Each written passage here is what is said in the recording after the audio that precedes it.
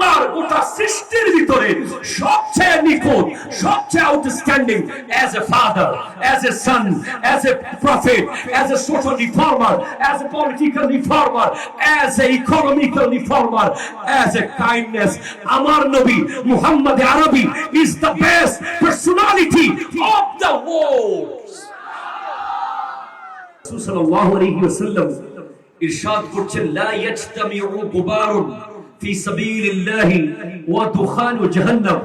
যারা আল্লাহর রাস্তায় কোনো কিছু করতে গিয়ে গায়ের মধ্যে ধুলাবালি লাগাইতে পারে, হোক সেটা মসজিদে, হোক সেটা মাদ্রাসায়, হোক ফিতনার যুগে নবী প্রেমের তাফসীর মাহফিলে, ঠিক কিনা বলেন না, হোক সেটা জিহাদের মাঠে, যদি আপনার গায়ে আল্লাহর দ্বীনের পক্ষে কাজ করতে গিয়ে একটু ধুলাবালি লেগে যায়, ওই ধুলাবালির কারণে ওই শরীরে আর জাহান্নামের আগুন লাগবে না।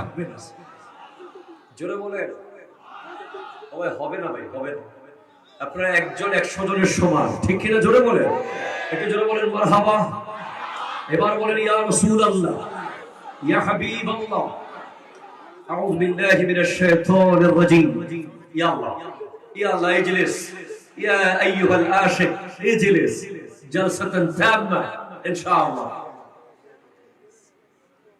আউযু বিল্লাহি মিনাশ শাইতানির রাজীম।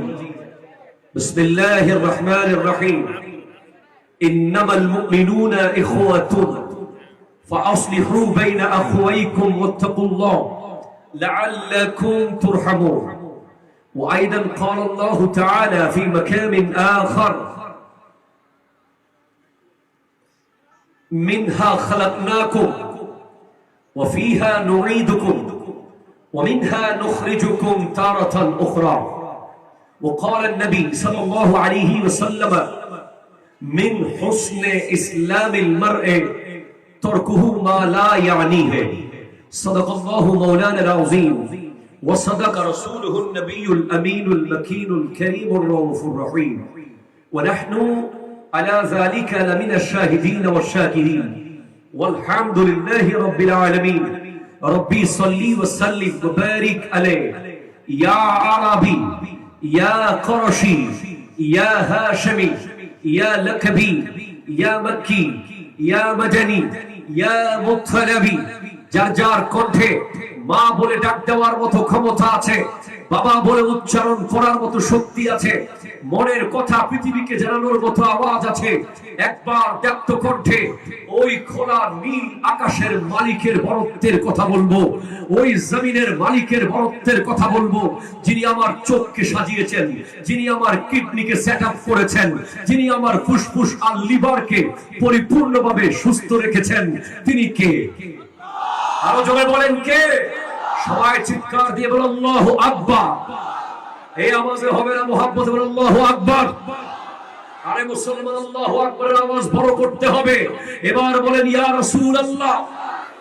মনে রাখবেন, আমাদের অস্ত্র কোন পারমাণবিক অস্ত্র নয়, আমাদের অস্ত্র কোন ক্ষেপণাস্ত্র নয়, আমাদের অস্ত্র কোন মিসাইল নয়, আমাদের অস্ত্র কোন গ্রেনেড নয়। মুসলমান কোন মিসাইলকে, কোন গ্রেনেডকে, কোন পারমাণুকে, কোন MK-16 কে, কোন AK-47 কে ভয় পায় না। ঠিক কিনা? মুসলমানের কাছে আছে নারায়ে তাকবীরের স্লোগান, আছে নারায়ে রিসালাতের স্লোগান। আবার সেই আওয়াজ দিয়ে আমরা বলতে চাই, এই দেশে যদি কেউ গোবিন্দ হয়ে মাঠে নামে, আমরা আবার শাহজালাল হয়ে মাঠে নামতে প্রস্তুত থাকবো। হাত তুলে বলেন ঠিক কিনা? বলে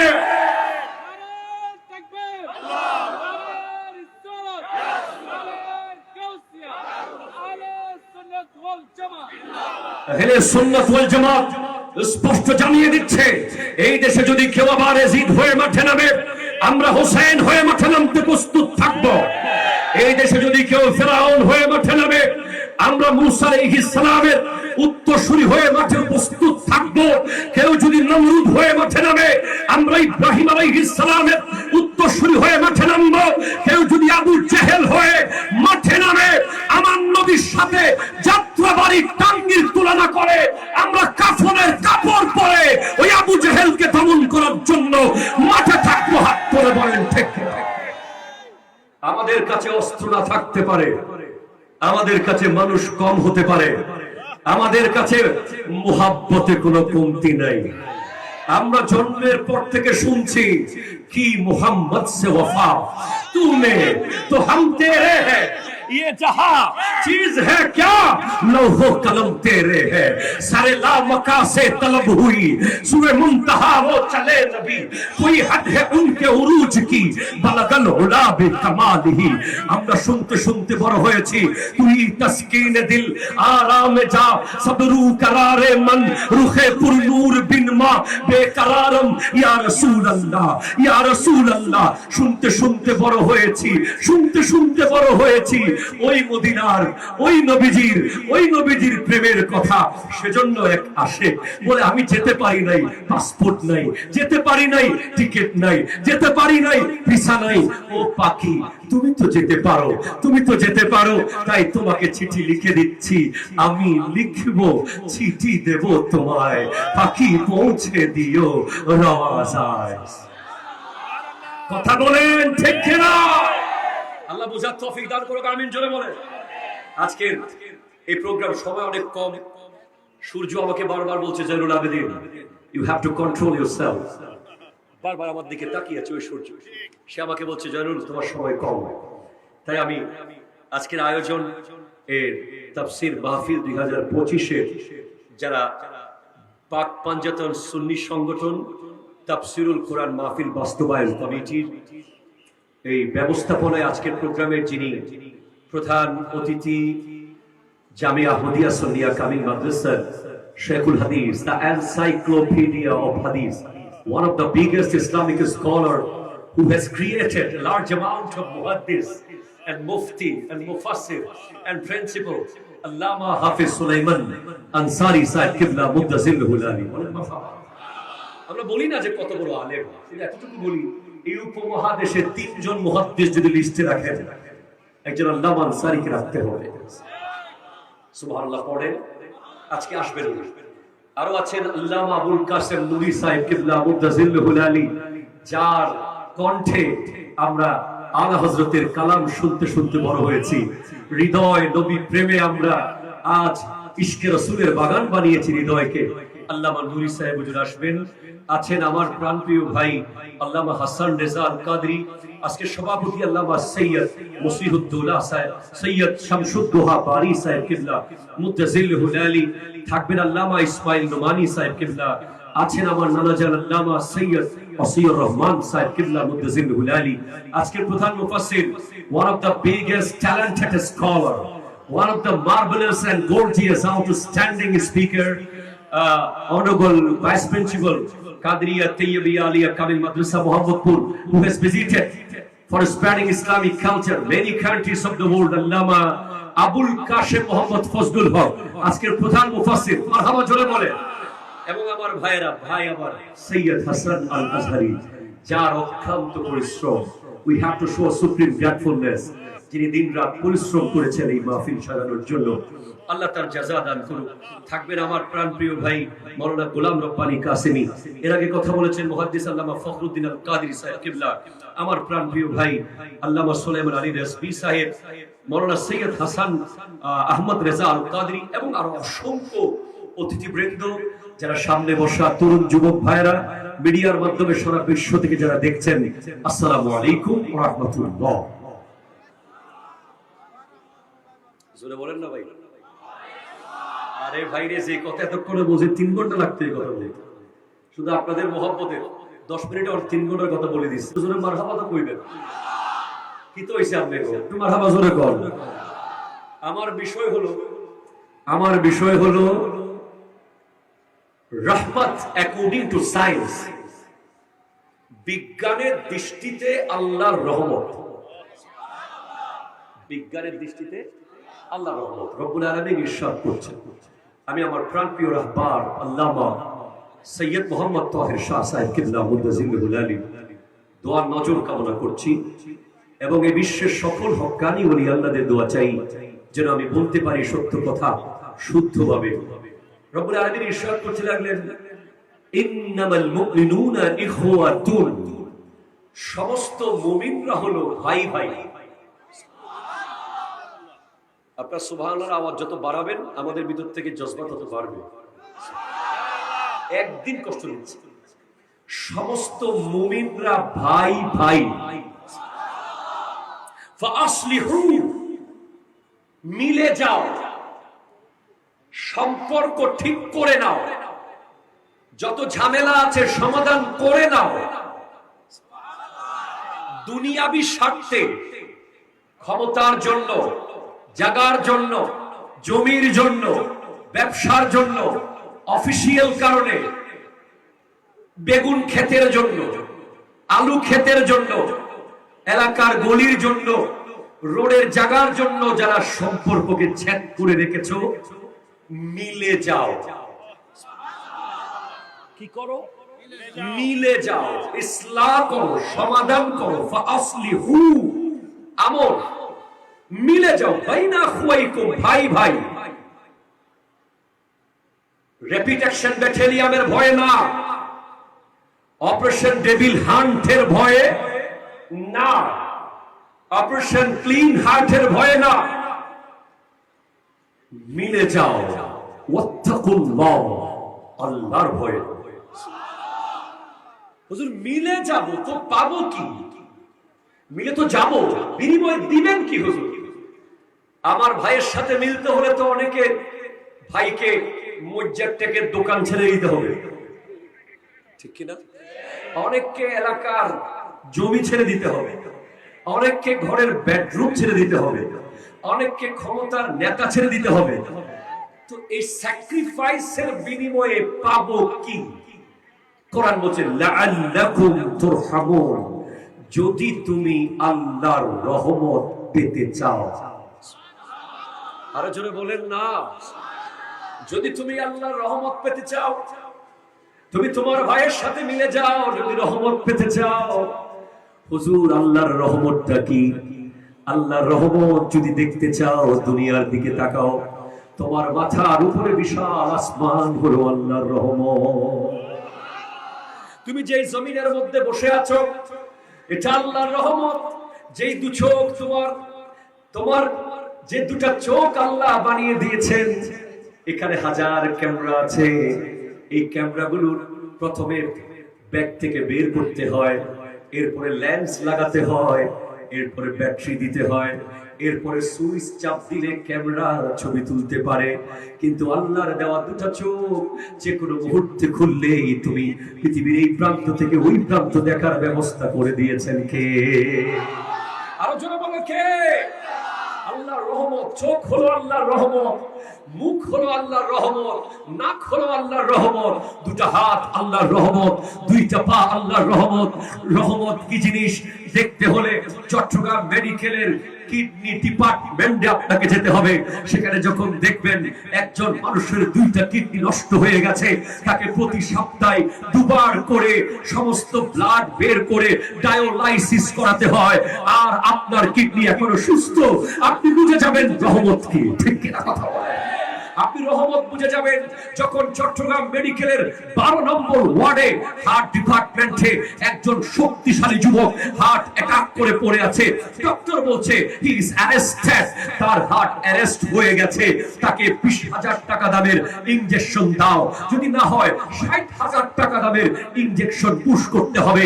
আর আপনার হার্ট আজকে 60 বছর ধরে continue tick tick tick tick tick tick করে চলছে। এটাই হলো আল্লাহর রহমত।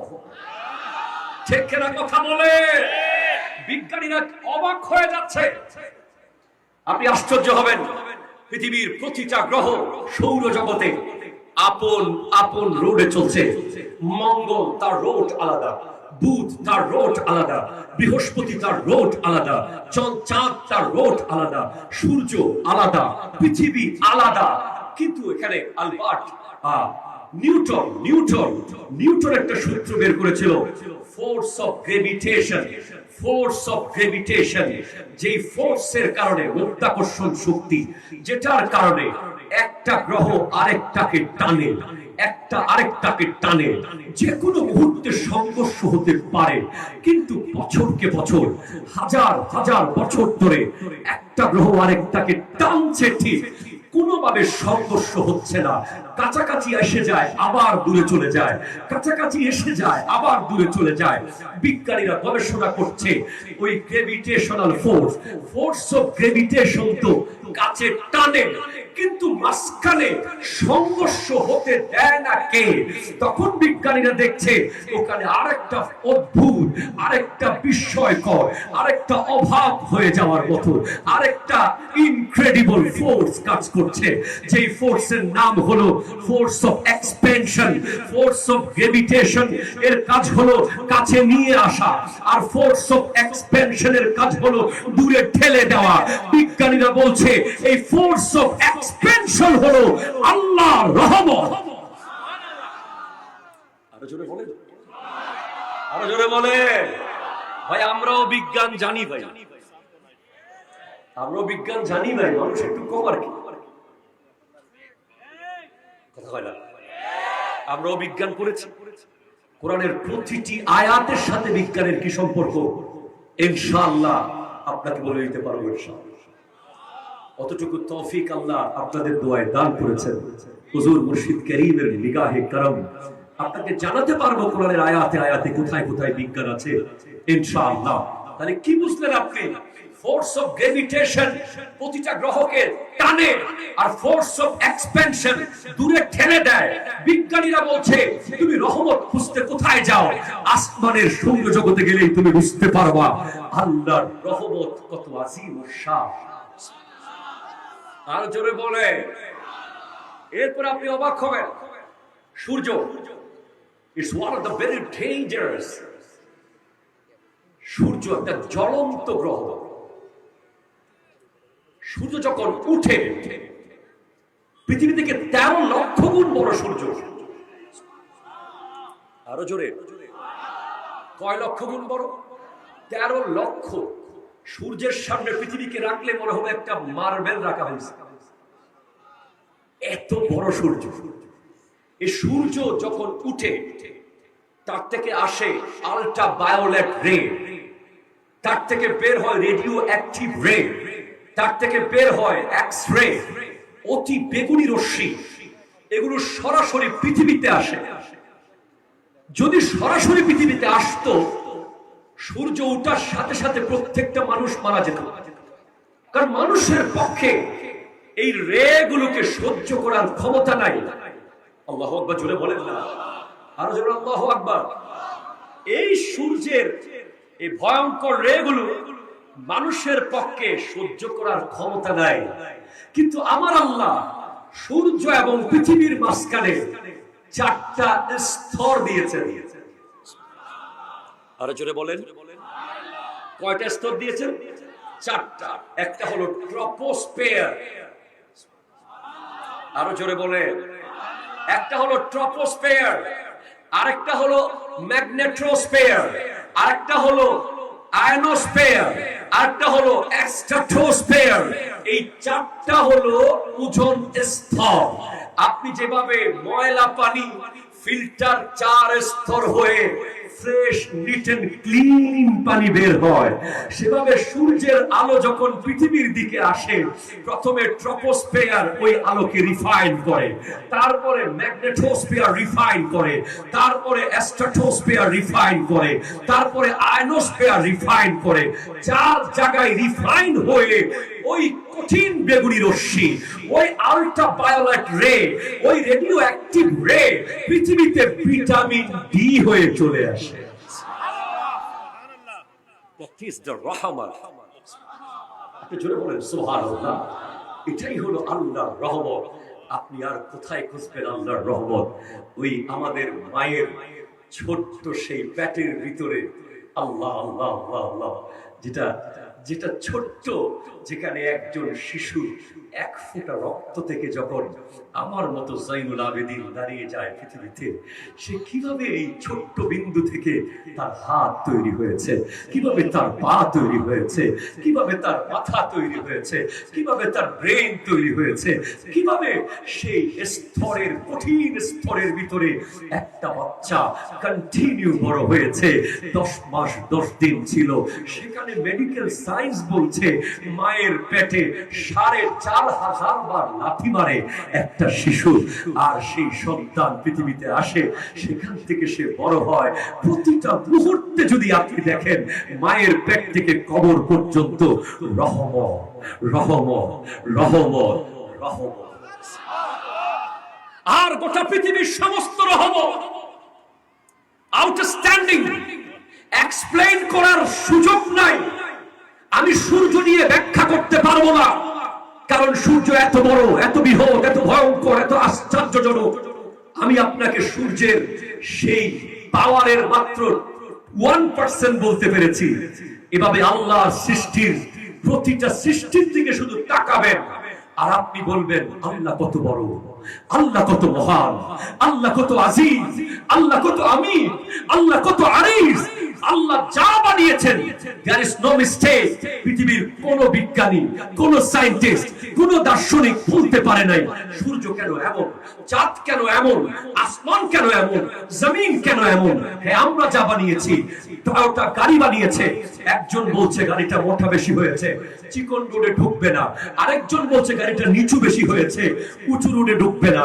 ক্যামেরা বানিয়েছে ক্যানন, একজন বলছে ওজন বেশি, হালকা হলে ভালো হতো। মাইক বানিয়েছে কোম্পানি শিওর, বলছে মাইক্রোফোন আর একটু চিকন হলে ভালো হতো। আপনি 100% পৃথিবীর মানুষের বানানো কোনো কিছুকেই 100% মানুষের কাছে প্রিয় করতে পারবেন না, কিন্তু আমার আল্লাহ যা বানিয়েছেন সব 100-তে 100 নিখুঁত।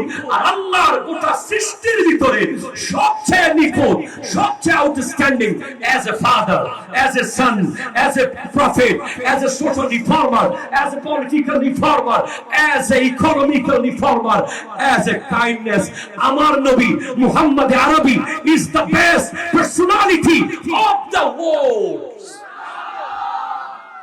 আল্লাহর গোটা, আল্লাহু আকবার।